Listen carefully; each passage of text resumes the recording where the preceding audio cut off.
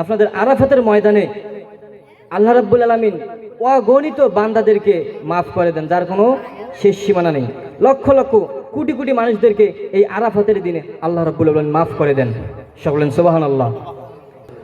এই যে আরাফাতের যেদিন দিন আসবে, আরাফাতের যখন আসবে, আরাফাত যখন আসবে, আমরা আরাফাতের অবশ্যই রোজা রাখার চেষ্টা করব এবং রাখার চেষ্টা করব। আল্লাহ রাব্বুল আলামিন যেন সেই পর্যন্ত হায়াতে তৈবা দান করেন। এবং আরাফাতের ময়দান, আরাফাতের দিন যেদিন হবে সেদিন থেকে আমরা বেশি বেশি করে তাসবিহ পাঠ করব, যেটা হাদিসের মধ্যে দেওয়া আছে।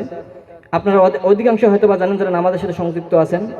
আপনাদেরকে আমলটার কথা বলি, সেটা হচ্ছে লা ইলাহা ইল্লাল্লাহু ওয়াহদাহু লা শারিকা লাহু লাহুল মুলকু ওয়া লাহুল হামদ ওয়া হুয়া আলা কুল্লি শাইইন কাদির। আরাফাতের দিন যেদিন হবে, যখন জুমার বয়ানে হুজুর আলোচনা করবেন আগামীকাল বা পরশুদিন, আরাফাতের দিন আপনারা এই দোয়াটি বেশি বেশি পাঠ করবেন। আল্লাহ রাব্বুল আলামিন আমল করার তৌফিক দান করুক সকলে, আল্লাহুম্মা আমিন।